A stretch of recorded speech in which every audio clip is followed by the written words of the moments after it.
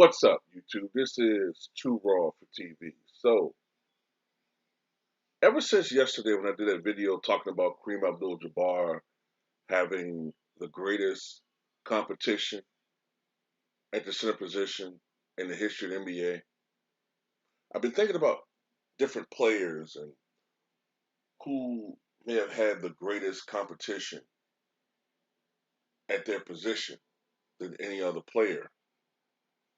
And I've been thinking about it and thinking about it. And the more I think about it, I think Chris Paul has had more competition at the point guard position, like top tier uh, competition at the point guard position than any other player in the history of point guard.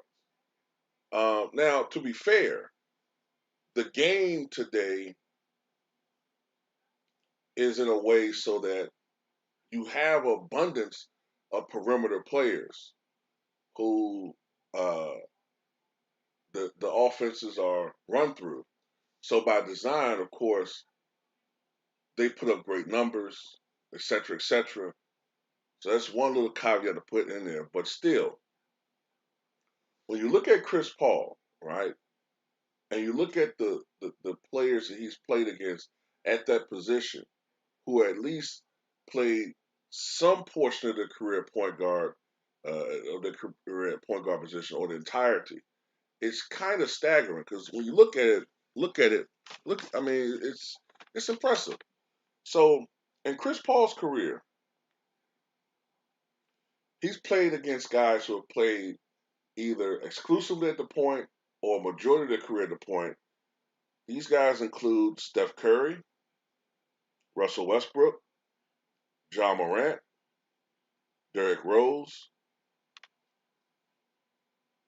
LaMelo Ball, Luka Doncic, Trae Young, Chauncey Billups, Gilbert Arenas, Steve Nash, Jason Kidd, Sam I Am Sam Cassell, Gary Payton, but Gary Payton was at the end of his career, so I'm just gonna throw him in there, but he wasn't prime Gary Payton by the time that Chris Paul came into the league.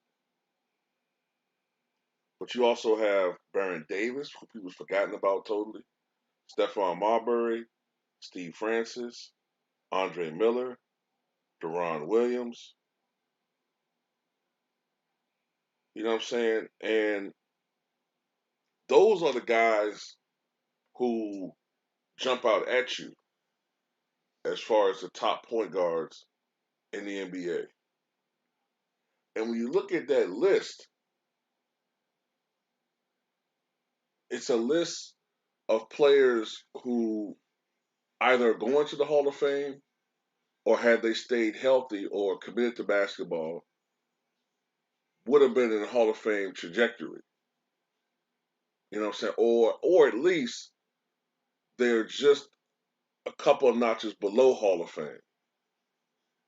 So yeah, when you look at Chris Paul, man, I don't know whether any other point guard has had that extensive uh, a competition as far as great players.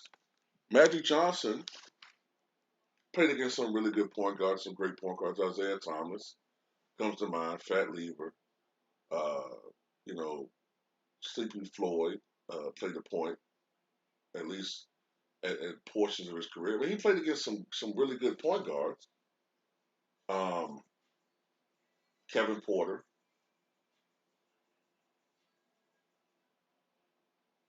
Isaiah Thomas played against some greats. But the class of point guards today can do so much, man. They can score. You know what I'm saying? They can shoot. You got these hybrids. Now, I didn't even include James Harden because I kind of consider him more of a shooting guard. But I mean, if you want to throw James Harden in the mix, there's James Harden. You know, because he's sort of a hybrid. So technically, you can put James Harden in this list. So yeah, when you really look at it, when you really look at it, um, he's played against a lot of great players at that position. I didn't even include Rondo. Rajon Rondo is another one. So yeah, Chris Paul to me has had the greatest competition at the point guard position in his career, which has gone back. I believe this is Chris Paul's. Ooh, what is this? His 17th season in the league.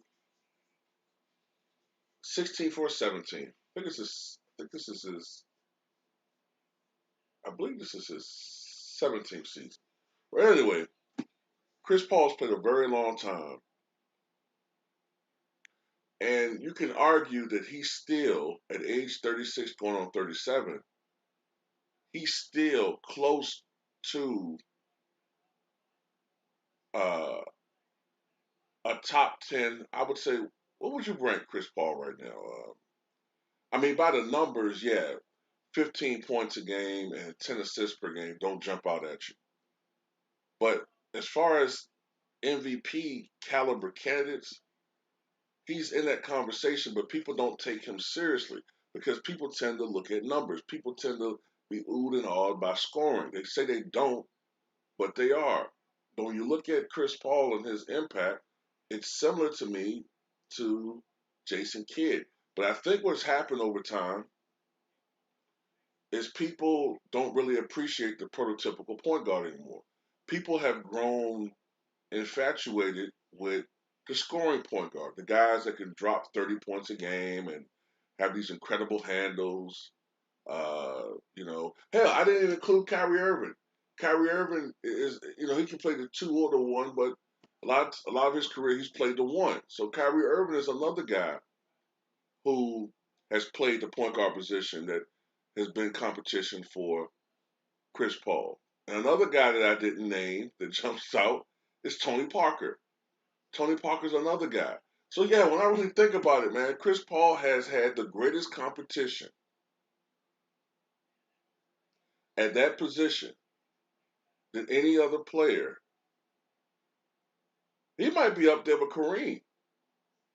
When you think about it, Kareem went against 18 Hall of Famers in his career that either played the center position exclusively or played the center position for large parts of their career. Now, if you look at it,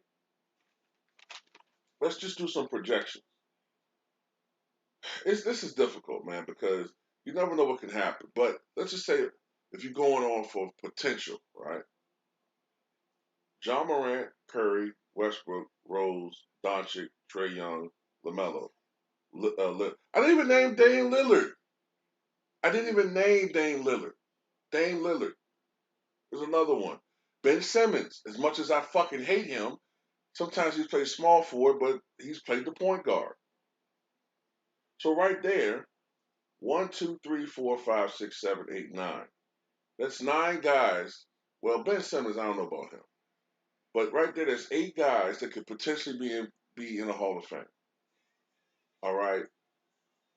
Arenas is not going to go. Billups is not going to be in the Hall of Fame. Gary Payton is. All right. So that's 9. Steve Nash is in. That's 10. Jason Kidd is in. That's 11. Sam Cassell's not. All right. Deron Williams, no. Marbury, no. Baron Davis, no. Steve Francis, no. Andre Miller, no. Rondo could be. He could be. That'd be 12. It's close.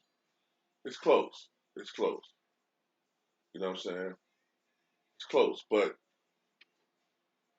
I do know this. When I think about it, I believe that Chris Paul's had the greatest competition at that point guard position. De'Aaron Fox is another one. Now, like I said, the game is geared so that he's going to play against a lot of great point guards because everything's been pushed to the perimeter, and the point guard is sort of like a marquee position. But then, to be fair, when Kareem played, the center position was the marquee position. You know what I'm saying? So yeah, we may be underestimating Chris Paul, man. When you look at, he never won a championship, and up until this year, last year, excuse me, he never went to a finals. But he's the first player in history with 20,000 points and 10,000 assists. When everything is said and done, he's probably going to be second all time in steals. He's led the NBA in steals 6 times. Now that doesn't mean he's a great defender, but that does mean that he is great in the passing lanes. He's great at stripping guys. Um, Anticipation. He's a tremendous floor general.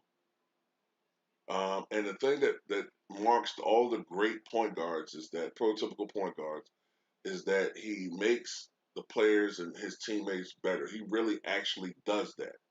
Even at this advanced age, you see how he can just go to any team and make them better. You don't have to just blow a team up and construct a team around him and hope that it works. He can go to any team and make them better. He is the greatest leader in the history of the NBA. And the only thing that's missing is hardware. It's the only thing that's missing. And an MVP. And I don't know if he'll win MVP this year. Um, I think in order for him to win MVP, I think Phoenix will have to win over 60 games. They may need to establish a record, which would be 63 wins and over. Uh, he'll have to stay healthy, lead the NBA in assists, as he's doing right now. By the way, by the by, um, if I'm not mistaken, and notice the media is not pushing this, right? They pushed it when LeBron was doing it. If I'm not mistaken, if Chris Paul leads the NBA in assists this year, he will replace LeBron James as the oldest player ever to lead the NBA in assists. I think, if I'm not mistaken, that's true. Let me see. How old is Chris Paul?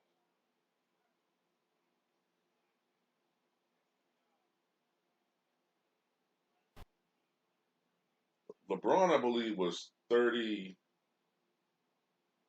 He was 35 when he led the NBA in assists during the bubble.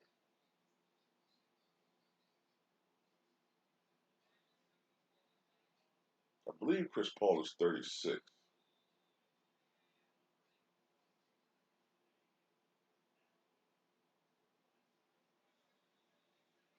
Yeah, he's 36.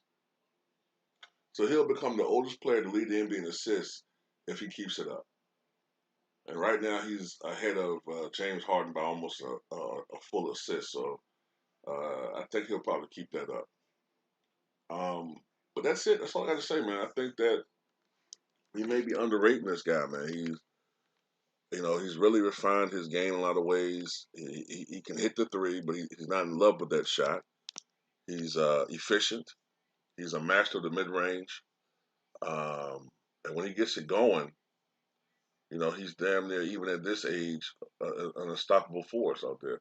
But tell me what you guys think.